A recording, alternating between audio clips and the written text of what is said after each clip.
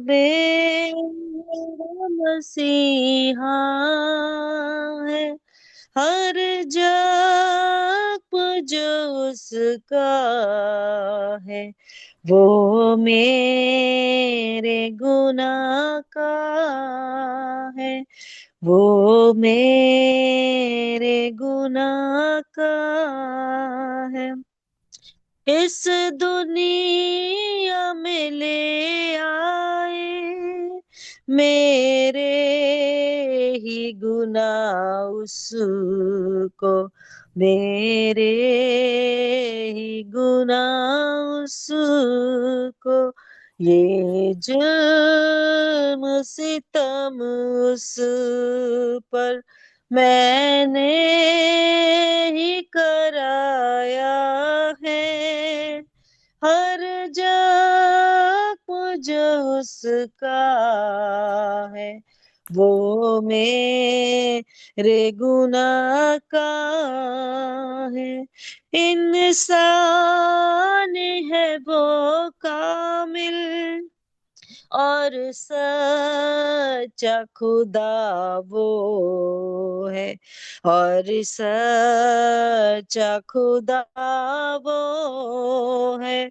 वो प्यार का दरिया है। सच्चाई का रास्ता है। हर जख्म जो उसका है, मेरे ही गुनाह का है। देने को मुझे जीवन खुद मौत सही उसने, खुद मौत सही उसने। क्या खूब है कुर्बानी, क्या प्यार अनोखा है। हर जख्म जो उसका है, वो मेरे गुनाह का है। वो मेरे गुनाह का है। शालोम शालोम और शालोम। प्रभु यीशु की शांति जो समझ से बाहर है हमारे जीवन में बनी रहे। मत्ती की इस पुस्तक के द्वारा हम लोग देख रहे हैं कि कि किस प्रकार से प्रभु का जो ये अंतिम अंतिम सप्ताह था, उसमें परमेश्वर के हृदय को हम देखने पा रहे हैं यीशु मसीह के द्वारा। परमेश्वर के उद्देश्य को यीशु मसीह के इस दुनिया में आने को देखने पा रहे हैं। सो हम देखने पा रहे हैं कि इस सप्ताह में जो अंतिम सप्ताह था उसमें किस प्रकार से कई बार प्रभु बहुत व्याकुल हो गए, बहुत क्रोधित भी हुए, उनका क्रोध प्रकट भी हुआ। जैसे कि हम लोगों ने कल देखा था कि किस प्रकार से 21 का हमने हमने कल देखा था 12 से पूरा 17 में किस तरह से प्रभु का मन व्याकुल हो गया जब उन्होंने उस मंदिर में जहाँ पर कि जिस जगह के ऊपर अन्य जाति आकर प्रार्थना करते आराधना करते, उस जगह को उन्होंने देखा कि वहाँ पर जो लेन देन हो रहा है और बाजार लगा हुआ है। तो उन्होंने सब तक किस प्रकार से उस जगह को साफ किया। और हम प्रभु के इस सप्ताह में उसकी व्याकुलता को, उसके आने के उद्देश्य को, और उसके कई बार हम देख रहे हैं प्रभु यीशु मसीह इमोशनल बहुत भावुक हो जा रहे हैं। और वो अपने आने के मकसद को बता रहे हैं। और एक एक क्रोध हम उनके उनके अंदर देख रहे हैं कि किस तरह से न्याय का समय जैसे कि उन्होंने रखा है कि अगर हम ये नहीं करेंगे तो क्या होगा। आज भी एक विशेष हम देखने जा रहे हैं कि फल रहित अंजीर का जो पेड़ था उसके साथ प्रभु ने क्या किया, और उसके द्वारा उसने अपनी व्याकुलता को और अपने उन बातों को जो कि प्रभु चाहते थे वो किस प्रकार से प्रकट किया। सो हम आज नेहा के द्वारा, नेहा पोटर के द्वारा देखेंगे कि अम, किस प्रकार से प्रभु इस अंतिम सप्ताह में क्या कर रहे हैं। सो नेहा, ये आपका समय है। प्रेज़ द लॉर्ड आंटी, सबको जय प्रेस, मसीह की। जय मसीह की। तो हम प्रभु को धन्यवाद देंगे आज की सुबह के लिए।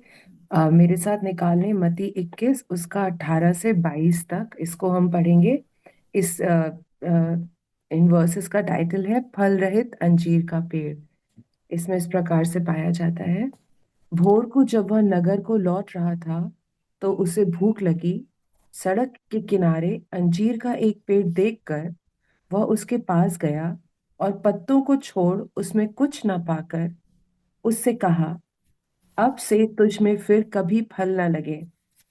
और अंजीर का पेड़ तुरंत सूख गया। यह देखकर चेलों को अचंभा हुआ और उन्होंने कहा, ये अंजीर का पेड़ तुरंत कैसे सूख गया? यीशु ने उनको उत्तर दिया, मैं तुमसे सच कहता हूँ, यदि तुम विश्वास रखो और संदेह ना करो तो ना केवल ये करोगे तो जो इस अंजीर के पेड़ के से किया गया है, परंतु यदि इस पहाड़ से भी कहोगे उखड़ जा और समुद्र में जा पड़ तो यह हो जाएगा। और जो कुछ तुम प्रार्थना में विश्वास से मांगोगे वह सब तुमको मिलेगा। सो हम प्रभु के वचन के लिए धन्यवाद देंगे। इसका एक क्रॉस रेफरेंस है, सेम हम पाते हैं मरकुस में भी, जो कि बहुत डिटेल में दिया गया है। आप इसको भी निकाल सकते हैं। मरकुस 11 उसका 12, 13, 14 आए, और फिर इसी चैप्टर में मरकुस 11 की 20 से 26 आयत, जिसमें हम शिक्षा भी देखते हैं। सो मैं इसको भी पढ़ना चाहती हूँ क्योंकि इसमें और स्पेसिफिकली लिखा है कि यीशु मसीह किस प्रकार से उस पेड़ की ओर जाते हैं, किस तरीके से। तो मरकुस 11 उसका 12, 13, 14 में इस प्रकार से लिखा है, दूसरे दिन जब वे बेतनिय्याह से निकले तो उसको भूख लगी। जब वह दूर से अंजीर का एक हरा पेड़ देखकर निकट गया कि क्या जाने उसमें कुछ पाए, पर पत्तों को छोड़ कुछ ना पाया, क्योंकि फल का समय ना था। इस पर उसने उससे कहा, अब से कोई तेरा फल कभी ना खाए। और उसके चेले सुन रहे थे। सो हम यहाँ पर ये देखते हैं, सबसे पहली बात कि हम ये देख रहे हैं कि यीशु मसीह को भूख लगी। ये बात जो उनकी ये भूख है, ये हमें बताती कि वो परफेक्टली ह्यूमन थे। और इससे पहले वो क्रूस उठाए, ये बात हमारे लिए जानना बहुत जरूरी है कि जब उन्होंने क्रूस उठाई तो वो परमेश्वर के रूप में नहीं उठाई। उनको जैसे हमें और आपको दर्द होता है, वैसे ही उनको भी दर्द हुआ। वो परफेक्टली ह्यूमन थे, और ये इस प्रकार से उनको भूख लगना इस बात को दर्शाता है कि वो एक मनुष्य थे, और इस पृथ्वी पर चलते फिरते उन्हें भूख लगती थी, उनको एहसास होता था, उन्हें प्यास लगती थी। उसके बाद हम ये देखते हैं कि मरकुस में जब हम देख रहे हैं तो वो एक आशा के साथ इस अंजीर के पेड़ के पास क्यों जाते हैं? क्योंकि वो उसमें हरे पत्ते देखते हैं। हरे पत्ते जो हैं उस पेड़ के, उनको आशा देते हैं कि हाँ, इसमें कुछ होगा। अगर हम इसको पढ़ें, बाइबल में ही इस बात से लिखा है कि अंजीर के पेड़ दो प्रकार के होते हैं। पहला एक कहलाता है अर्ली फिग ट्री, दूसरा कहलाता है लेट फिग ट्री। तो अगर अर्ली फिग ट्री के बारे में आप घर पे पढ़ना चाहेंगे तो वो यशाया 28 उसकी 4th वर्स में लिखा है, ग्रीष्म काल का अंजीर का पेड़ जिसमें वो फलवंत होता है। दूसरा लेट फिग ट्री यिर्मयाह यिर्मयाह 8 उसके 13 में पाया जाता है। यहाँ पे अंजीर के पेड़ में पत्ते होना इस बात को दिखाता है कि उसमें अंजीर का जो फल है वो पत्तों के साथ आता है, भले ही वो पके या ना पके, लेकिन अंजीर का जो फल है वो पत्तों के साथ आता है। मतलब अगर पत्ते हैं तो उसका मतलब उसमें फल जरूर होगा। यीशु मसीह का उस पेड़ की ओर चल के जाना ये था कि क्योंकि इस हरा भरा है, हरा भरा दिख रहा है, पत्ते दिख रहे हैं, तो इसमें फल अवश्य होगा।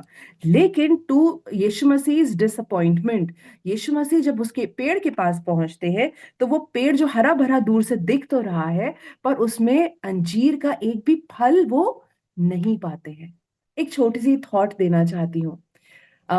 आदम जिन उत्पत्ति 3:7 में अंजीर के पेड़ के पास गया, पत्ते तोड़ के अपने आप को ढकने के लिए, क्योंकि उसने पाप किया था।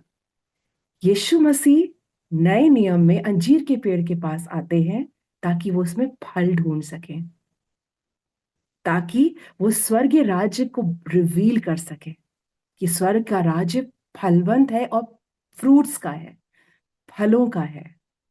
सो एक मतलब एक कंट्रास्ट है कि फर्स्ट आदम अंजीर के पेड़ के पत्तों को लेता है ताकि वो अपने पाप को ढक ढक सके।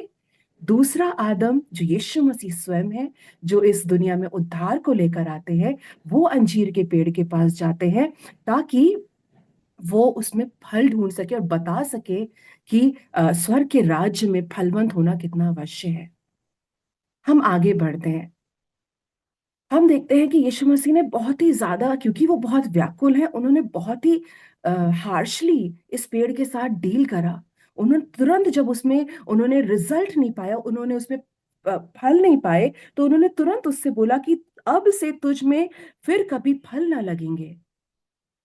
और ये बहुत ही एक मतलब एक बहुत ही कहते हैं, एक बहुत क्रूअल सा डिसीजन लग रहा है यीशु मसीह के प्रति। पर ये क्या दिखाता है, पर ये क्या दर्शा रहा है, ये क्या सिग्निफाई कर रहा है? अंजीर का पेड़ हरा भरा, इस उस टाइम पे यीशु मसीह किसकी तरफ पॉइंट आउट कर रहे हैं? इज़राइल की तरफ पॉइंट आउट कर रहे हैं कि हरा भरा तो दिख रहा है, आउटवर्ड फॉर्म तो है, बाहर से तो बिल्कुल परफेक्ट दिख रहा है कि हरा भरा है, फलवंत होगा। लेकिन जब अंदर जाते हैं तो there is no fruit, fruit नहीं पाया जा रहा है। सो यीशु मसीह, ये इसका मतलब यही है कि एंड जजमेंट, तुरंत उस पे जजमेंट फॉल हुआ, उस पे न्याय फॉल हुआ। और यीशु मसीह का जब अब क्रूस का समय और निकट आ गया है, तो वो ये बताना चाह रहे हैं कि इसी प्रकार से न्याय होगा एंड टाइम नहीं है, समय बहुत कम रह गया है। हरे भरे दिखे वहां पे फरीसी लोग और बाकी सारे लोग, जितने लोग, उनको ये सब इज़राइल को दर्शा रहे हैं कि बाहर से तो तुम हरे भरे हो, लेकिन अंदर फ्रूट नहीं है। और प्रभु ये इस इसको कहने से द्वारा ये बताना चाह रहे कि प्रभु का राज्य ऐसा नहीं है। प्रभु का राज्य फलों का राज्य है। अगर प्रभु के राज्य में हम चल फिर रहे हैं, तो हम सिर्फ बाहर से ही नहीं, लेकिन अंदर से, हमारे हृदय से भी परमेश्वर के राज्य के फल प्रकट होंगे, जो हम गलातियों की पुस्तक 5:22 से पाते हैं। आत्मा के फल हमें निकलेंगे। और अगर नहीं, तो प्रभु कह रहे हैं कि तुरंत मतलब न्याय का समय निकट है, जैसे प्रभु ने इस अंजीर के पेड़ के साथ तुरंत न्याय दिखाया। सो अगर वचन, अगर मत्ती 23, हम मत्ती में ही अगर देखें, 23:27 और 28 में भी प्रभु कुछ इस प्रकार से कहते हैं, हे कपटी शास्त्रियों और फरीसियों, तुम पर हाय, तुम चुना फिरी हुई कब्रों के समान हो, जो ऊपर से तो सुंदर दिखाई देती हैं, परंतु भीतर मुर्दों की हड्डियों और सब प्रकार की मलिनता से भरी हैं। इस रीति से तुम भी ऊपर से मनुष्य को धर्मी दिखाई देते हो, परंतु भीतर कपट और अधर्म से भरे हुए हो। सो ऐसे ही हाल था उस फिग ट्री का, ऐसे ही हाल था उस अंजीर के पेड़ का। ऊपर से हरा भरा, बट विदाउट फ्रूट। ऊपर से हरा भरा, पत्ते दिखा रहे हैं कि ये फलवंत होगा, दिखा रहे हैं, मतलब शो, मतलब हिपोक्रेसी, शो कर रहे हैं पर है नहीं। सो प्रभु हिपोक्रेसी को पसंद नहीं करते हैं। प्रभु चाहते हैं कि हमारा हृदय, जब हम स्वर्ग के राज्य के अधिकारी हैं, सो हम फलवंत भी हों। सो परमेश्वर इस बात से, जो प्रभु ने मुझे सिखाया, वो ये है कि मतलब प्रभु चाहते हैं कि हम जैसे अंदर हैं, हम वैसे बाहर हो, जैसा हम दिखाएं वैसे ही हम हो, वैसे ही हम फल भी बेर करें। हम सिर्फ प्रभु के राज्य में, हम सिर्फ बातें ना करें, हम सिर्फ वचन सिर्फ पढ़े नहीं, पर उस पर चलें भी। आगे हम देखते हैं कि प्रभु मरकुस में बहुत क्लैरिटी से, इस अगर हम लोग इसको खोल सकते हैं, क्योंकि इसमें बहुत खूबसूरती से इस बात को लिखा है कि हम क्या सीखते हैं। प्रभु ने ये सब करके क्या दिखाना चाह रहे थे? चेले अचंभित थे, चेले अचंभित थे कि ऐसा कैसे हो गया, एकदम से परमेश्वर ने बोला और तुरंत हो गया। यीशु ने कहा कि तेरा फल अब कोई नहीं खाएगा। और हम वो लोग देखते हैं, मरकुस में बहुत क्लैरिटी से लिखा है, फिर भोर को जब वे उधर से जा रहे थे। मती में लिखा है तुरंत सूख गया, लेकिन मरकुस में लिखा है जब अगले दिन जब वो भोर को जा रहे थे। इसका मतलब कि शाम के टाइम पे प्रभु अंजीर के वृक्ष के पास आए थे, आशा करके कि उनको कुछ फल मिलेंगे, लेकिन नहीं मिला। फिर अगले दिन जब भोर को जब वो उधर से जाते थे तो उन्होंने देखा पेड़ सूख गया है। तो पतरस, मरकुस 11 उसके 21 में लिखा है, पतरस को वो बात स्मरण आई और उसने उससे कहा, हे रबी देख, ये अंजीर का पेड़ जिसे तूने श्राप दिया था सूख गया है। यीशु ने उसको उत्तर देकर कहा, परमेश्वर पर विश्वास रखो। ये एक बहुत ही इंपॉर्टेंट बात है जो परमेश्वर अब बताना चाह रहे हैं कि स्वर्ग का राज्य बातों का नहीं फलों का है। और परमेश्वर ये बताना चाह रहे हैं कि जैसा मैंने अभी ये किया है, पहले इंसिडेंट से हमने सीखा कि प्रभु हिपोक्रेसी को पसंद नहीं कर रहे हैं और इसको, और जजमेंट बहुत निकट है, इसलिए परमेश्वर चाहते हैं कि फल होना अवश्य है। अब प्रभु इसको इस तरीके से सिखाना चाहते हैं अपने चेलों से कि जैसा मैंने किया है तुम इससे भी बढ़कर कार्य करोगे। और ऐसा तुम तब कर पाओगे जब तुम परमेश्वर पर विश्वास रखोगे। प्रभु ये बताना चाह रहे हैं कि तुम जो परमेश्वर के राज्य के हो, तुम्हारी प्रार्थनाएं जो विश्वास से करी जाएंगी वह फलवंत होंगी। न, इस अंजीर के पेड़ के समान नहीं होगे तुम लोग फलवंत होगे, क्योंकि जब तुम प्रार्थना करोगे और परमेश्वर पे विश्वास रखोगे तो तुम्हारी प्रार्थनाएं फलवंत होंगी, पहली बात। दूसरी बात, हम मरकुस में ही बने हुए हैं, जब हम विश्वास के साथ पहाड़ से बोलेंगे तो वह उखड़ कर समुद्र में चला जाएगा। हालेलुया। वहां पे परमेश्वर इस बात को बोल रहे हैं, मुझसे भी बड़े कार्य करोगे, मुझसे भी बड़े कार्य करोगे। सो प्रभु कह रहे हैं कि सबसे पहले परमेश्वर पर पूर्णता विश्वास करो और विश्वास के साथ चलो। उसके बाद वो कह रहे हैं, कहो अपने माउंटेन्स से, स्पीक टू योर माउंटेन्स, अपने पहाड़ों से, अपनी सिचुएशन से तुम जब बोलोगे, कोई भी क्यों ना हो, वो उखड़ के समुद्र में चली जाएगी। उसके बाद इसका मतलब speak in faith, have faith, speak in faith. Third है, उसके बाद लिखा है और संदेह ना करो, और संदेह ना करो। इसका मतलब डू नॉट डाउट। पहला have faith, second speak in faith, third do not doubt, शंका मत करो, संदेह ना करो। फोर्थ बात, संदेह ना करो तो फिर क्या करो, वरन प्रतीति करते हैं। जब हम प्रतीति करते हैं, जब हम बिलीव करते हैं, जब हम विश्वास करते हैं। पांचवी बात, जो कहता हूं, और अगर हम ये कहते हैं कि जो हम कहते हैं वो हो जाएगा, तो उसके लिए वही होगा, इट विल बी डन। हम जो कह रहे हैं, मतलब परमेश्वर बता रहे हैं कि जैसा मैंने किया है उससे भी बढ़कर परमेश्वर के राज्य के लोग कार्य करेंगे। हालेलुया। हम प्रभु को धन्यवाद देंगे। प्रभु यहां पर फोकस करवा रहे हैं कि विश्वास में दृढ़ बने रहो, क्योंकि तुम फलवंत होने के लिए बुलाए गए हो, क्योंकि तुम स्वर्ग के राज्य के अधिकारी हो। तो तुम्हारा हश्र इस अंजीर के पेड़ के समान नहीं होगा, पर तुम जो कहोगे विश्वास के साथ कहोगे, संदेह नहीं करोगे। जब विश्वास बिलीव कर लोगे कि हाँ जो मैं कह रहा हूं वो होगा, तो वही होगा। सो हम प्रभु का धन्यवाद देंगे। छठी बात, प्रार्थना में मांगो, प्रतीति कर लो कि तुम्हें मिल गया। ऑलरेडी विश्वास कर ले, वी हैव रिसीव्ड, हमें मिल गया। जो हम विश्वास के साथ मांगेंगे, परमेश्वर पे विश्वास रखते हुए, विश्वास के साथ बोलते हुए, बिना संदेह के, और जब हम प्रतीति कर लेंगे, और वो ही हमारे लिए हो जाएगा, हो ही नहीं जाएगा बल्कि हम उसी समय उसको रिसीव कर लें कि हो गया। सातवीं बात, परमेश्वर यहाँ पर बोलते हैं, और तुम्हारे लिए हो जाएगा, इट विल बी डन। हो गया और हो जाएगा, परमेश्वर कह रहे हैं यहाँ पे क्लैरिटी से। मतलब प्रभु यहाँ पे बताना चाह रहे हैं कि तुम्हारे साथ ऐसा जजमेंट नहीं होगा, क्योंकि तुम्हारी प्रार्थनाएं विल बेयर फ्रूट्स। तुम्हारा मसीह जीवन फलवंत होगा। जब लोग तुम्हारे पास आएंगे, जब तुम चलोगे फिरोगे अपने घर में, अपनी कलीसिया में, अपने कार्य क्षेत्रों में, तो तुम फलवंत होगे। लोग जब आशा रखेंगे कि तुम धार्मिक दिखोगे नहीं, पर तुम्हारे अंदर धर्म के फल होंगे, तुम्हारे अंदर मेरे फल होंगे, मेरे गुण होंगे, निराशा नहीं आएगी, लोगों की भूख तृप्त हो जाएगी, यीशु मसीह भूखे थे जब वो उस पेड़ के पास गए थे, वो एक आशा के पास उस पेड़ के पास गए थे। ऐसे ही आज जब प्रभु का राज्य हमारे अंदर है, लोग भूखे प्यासे हमारे पास प्रभु उनको लेकर आएंगे, लोग आशा के साथ हमारे पास आएंगे, पर वो हम हमारे जीवन से निराश नहीं होंगे, हमारी प्रार्थनाएं फलवंत होंगी। हालेलुया, क्योंकि फेलोशिप में और प्रभु ने हमें अधिकार दिए हैं। आठवीं बात बहुत इंपॉर्टेंट है, और प्रभु अगेन फोकस ले जाते हैं, जो कि हम पाते हैं 25 और 26 में मरकुस के। और जब कभी तुम खड़े हुए प्रार्थना करते हो, तो यदि तुम्हारे मन में किसी के प्रति कुछ विरोध हो, तो क्षमा करो, इसलिए कि तुम्हारा स्वर्गीय पिता भी तुम्हारे अपराध क्षमा करे। और यदि तुम क्षमा ना करो, तो तुम्हारा पिता भी जो स्वर्ग में है तुम्हारे अपराध क्षमा ना करे। हमारे लिए क्षमा ऑलरेडी हमको मिल गई है, यीशु मसीह के क्रूस के द्वारा उन्होंने ऑलरेडी हमारे सारे पापों को क्रूस पे लेकर हमें क्षमा कर दिया है। सो अब हमारा कर्तव्य ये है, जब प्रभु का राज्य हमारे अंदर है, तो और जब हम उसके राज्य के बीच को लेकर चलते फिरते हैं, तो हम इससे पहले प्रार्थना में जाएं। मुझे लगता है ये आठवीं बात सबसे पहली बात होनी चाहिए कि हम क्षमा करें, क्योंकि प्रभु ने हमें क्षमा किया है।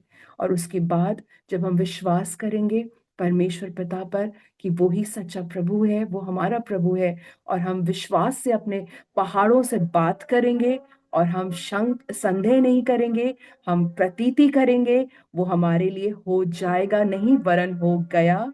और हम जो कुछ भी मांगेंगे हम ऑलरेडी उसे रिसीव कर लेंगे, और हमारे लिए वो हो जाएगा, इट विल बी डन।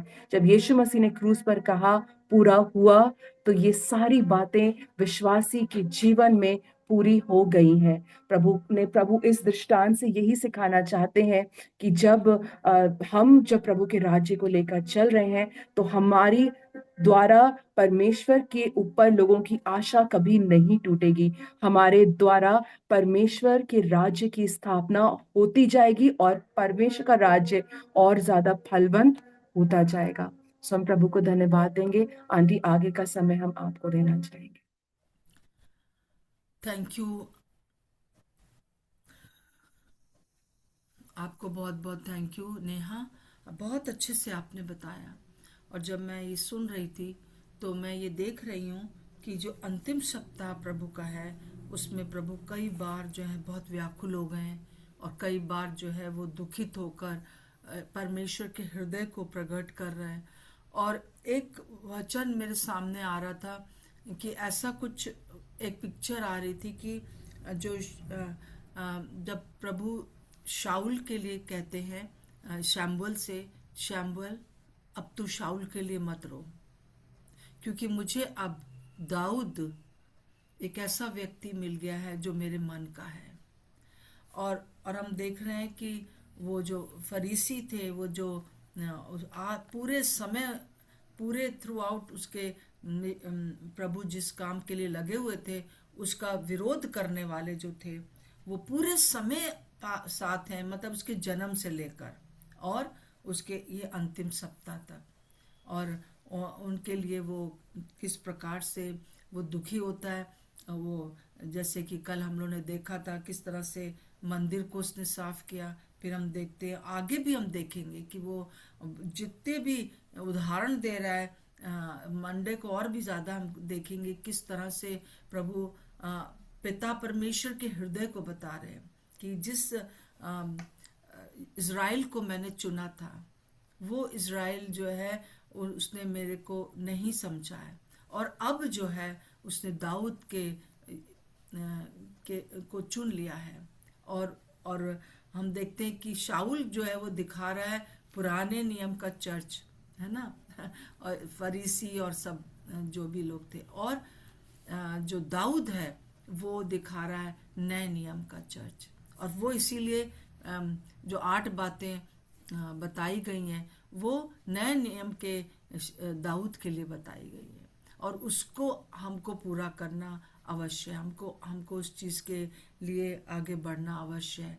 तो आइए हम लोग हम ये जानते हैं कि परमेश्वर ने इज़राइल को त्याग नहीं दिया है, नहीं, परंतु ये टाइम जो है चर्च का है।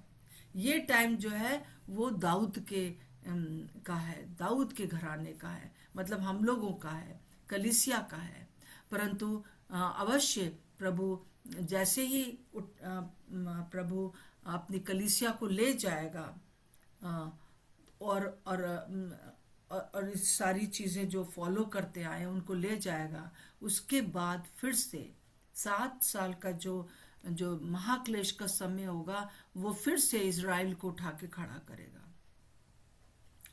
और फिर से जो है वो लोग तब पहचान लेंगे यीशु मसीह को। अभी तक नहीं पहचान रहे, यहाँ पर भी नहीं पहचान रहे, परंतु तब वो पुकारेंगे और प्रभु दोबारा उन्हीं लोग को बचाने के लिए आ जाएगा, और उसके साथ हम भी आएंगे, कलीसिया भी आएगी और हम राज्य करेंगे। ये एक पूरी पिक्चर है हमारे सामने कि क्या प्रभु का योजना है यहाँ पर। इन अंतिम सप्ताह में हम क्या देख रहे हैं कि प्रभु पूरे समय हम देखते आए कि प्रभु उन लोगों, जैसे अभी नेहा ने पढ़ा कि चूना पुती हुई कब्र ना, तो और हम अपने लिए भी इस बात को देख सकते हैं कि जो हम लोग पुराने मसीह हैं, पुराने चले आ रहे हैं, हम किस प्रकार से प्रभु हमसे उम्मीद रखता है, परंतु हम जब उसकी उम्मीद पूरी नहीं करते तब प्रभु जो है वो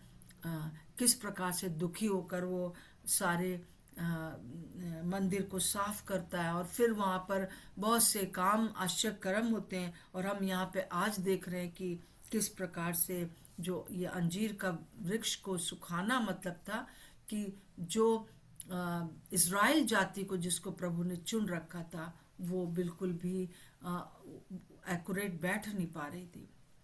परंतु फिर भी मैं कहूंगी कि इज़राइल को उसने छोड़ नहीं दिया है। कई लोग इस बात को कहते हैं कि अब इज़राइल का कोई भी मतलब नहीं है, अब तो प्रभु बस कलीसिया नहीं, कलीसिया का अपना समय है, परंतु इज़राइल उसका अपना है, और वो फिर से उसको उठा के खड़ा करेगा। फिर से इज़राइल जो है वो पुकार उठेगा, परंतु वो बहुत दुख से जाना पड़ेगा। सो आइए हम प्रार्थना करें कि हमारा जीवन शाऊल के समान नहीं, परंतु हमारा जीवन दाऊद के समान हो। भले ही दाऊद में बहुत सी कमियां थी, फिर भी वो उसने विश्वास किया परमेश्वर पर, और कलीसिया के लिए भी प्रभु हमसे यही चाहता है। तो मैं चाहती हूँ नेहा आप प्रार्थना करें, और आराधना आप है हमारे बीच में, आप भी इस बात के लिए अगर प्रार्थना करें तो अच्छा रहेगा जी। नहीं, हम प्रार्थना करेंगे। हालेलुया, धन्यवाद प्रभु जी, आप राजाओं के राजा हैं प्रभु। हम आपको धन्यवाद देते हैं परमेश्वर पिता, आप अति महान और स्वर्ग पे विराजमान प्रभु हैं प्रभु। हम धन्यवाद देते हैं प्रभु आपके निर्णय के लिए प्रभु, कि आपने प्रभु जी हमें चुना है और आपने हमें नियुक्त किया है प्रभु। हम आपका धन्यवाद देते हैं प्रभु। इस समय आज के वचन के लिए हम आपसे प्रार्थना करते हैं प्रभु, कि प्रभु जब एक रिस्पॉन्सिबिलिटी प्रभु आपने हमारे हाथों में दी है, जब आपने स्वर्ग का राज्य का बीज हमारे अंदर बोया है परमेश्वर पिता, हम और ज्यादा दृढ़ता के साथ प्रभु जी आपको ना उम्मीद ना करें प्रभु। प्रभु हम प्रार्थना करते हैं कि जहां पे भी हमें जो भी घटी है प्रभु जी दाऊद के समान परमेश्वर, लेकिन प्रभु आप प्रेम करते हैं प्रभु। आपने इस समय हमें दिया है प्रभु कि हम एक प्रभाव डाल सकें प्रभु, क्योंकि आपका वचन बताता है कि धर्मी जन की प्रार्थना के प्रभाव से बहुत कुछ हो सकता है परमेश्वर पिता। ओ प्रभु जी, जैसे एलिया ने जब प्रार्थना करी तो प्रभु जी वर्षा नहीं हुई थी प्रभु जी, हम दृढ़ता के साथ अपने विश्वास को थामे रहे परमेश्वर पिता, और आपने इस बात को बोला है कि हम आपसे भी बड़े कार्यों को करेंगे प्रभु। हम आपका धन्यवाद देते हैं प्रभु, हमारी हर एक घटी को यीशु मसीह हम आपके नाम से दूर करते हैं परमेश्वर। वो भले ही आलस हो प्रभु जी, वो भले ही वचन को ना पढ़ना हो परमेश्वर, या किसी भी तरीके की कोई भी एक छोटी सी बात क्यों ना हो, हृदय का सेट राइट ना होना हो, यीशु मसीह के नाम से प्रभु जी वो सारी बातें हमारे जीवन से उखाड़ी जाएं परमेश्वर। और प्रभु जी आपका विश्वास और गहराई से प्रभु जी हमारे अंदर बोया जाए प्रभु, और हम स्ट्रांगली प्रभु जी उसको थाम के प्रभु जी अपनी सिचुएशंस के समूह प्रभु जी हम बात कर सके परमेश्वर, हम उनसे बोल सके परमेश्वर कि हाँ यीशु मसीह के नाम से तुम उखड़ के समुद्र में जाओ प्रभु जी, और वो हमारे लिए हो जाएगा प्रभु जी। हम आपका धन्यवाद देते हैं कि आपने कलीसिया को अधिकार दिया है प्रभु जी, आपने हमें अधिकार दिया है प्रभु जी। हम कोई छोटे से तुच्छ से प्राणी नहीं है प्रभु जी, हम आपके बच्चे हैं परमेश्वर। हम आपका धन्यवाद देते हैं प्रभु, और हम इस बात को स्मरण रखें कि हमारी प्रार्थनाओं से प्रभु जी बहुत कुछ हो जाएगा प्रभु Yes, जी। Lord. हम आपका धन्यवाद देते हैं, यीशु मसीह के नाम से मांगते हैं, आमीन। Amen. प्रभु यीशु मसीह, हम आपको धन्यवाद देते हैं आज के इन वचन के लिए परमेश्वर। और जैसा आपने हमने पढ़ा प्रभु कि आप उस वृक्ष में प्रभु फल ढूंढने के लिए आए प्रभु। प्रभु हम प्रार्थना करते हैं इस समय कि हम जितने लोग यहाँ पर हैं परमेश्वर, प्रभु हमारे जीवन में वो सारे फल लग सके प्रभु जो आप चाहते हैं प्रभु जी। प्रभु हम प्रार्थना करते हैं कि हम में से किसी का भी जीवन प्रभु फल रहित ना हो पर फल सहित हो प्रभु, ताकि आपका राज्य प्रभु यीशु मसीह हम में से हर एक के जीवनों के द्वारा, उन फलों के द्वारा प्रभु यीशु मसीह दूसरों के जीवन में प्रकट हो सके प्रभु। हम प्रार्थना करते हैं परमेश्वर, जितनी बातें हमें रोकती हैं प्रभु, जो भी हमारे अंदर हिडन वो बातें हैं प्रभु जो कई बार हम भी नहीं जानते, आज हम होली स्पिरिट अपने आप को हम आपके सामने सरेंडर करते हैं प्रभु। कि प्रभु जब आप एक होप से हमें देखते हैं प्रभु, जिस तरह आपने उस वृक्ष को देखा प्रभु, हम प्रार्थना करते हैं कि हमारे अंदर प्रभु जी वो हर एक प्रकार से फल लग सके प्रभु। चाहे प्रभु कितना भी प्रॉब्लम हो, कितनी भी बड़ी मुसीबतें हैं, पहाड़ हैं परमेश्वर, पर जैसा आपने कहा कि तुम कहोगे तो वो हो जाएगा, तुम पहाड़ से कहोगे हट जाओ तो वो हट जाएगा। हम प्रार्थना करते प्रभु कि आज हम में से हर एक के जीवन में प्रभु वो विश्वास का फल और प्रभु यीशु मसीह और वो आपके वचन को दृढ़ता से थामे रहना, और परमेश्वर जैसा आपका वचन कहता है प्रभु यीशु मसीह की क्षमा करना, और भी बातें जो भी आपने सीक्वेंस में सब बातें कही, हम प्रार्थना करते कि वो एक एक करके प्रभु जी हमारे जीवनों में प्रभु एक ऑर्डर में प्रभु जी रहें प्रभु जी। हम ये प्रार्थना करते हैं हम में से हर एक जन के अंदर प्रभु, ताकि प्रभु जिस आशा से आप हमें देखते हैं प्रभु, हम में से हर एक जन उस आशा को प्रभु जी पूरा कर सके। हम धन्यवाद देते हैं प्रभु इन वचन के लिए प्रभु जी, और ये सारे बातों के द्वारा प्रभु आपकी महिमा हो, हमारे जीवन के द्वारा प्रभु यीशु मसीह आपकी महिमा हो।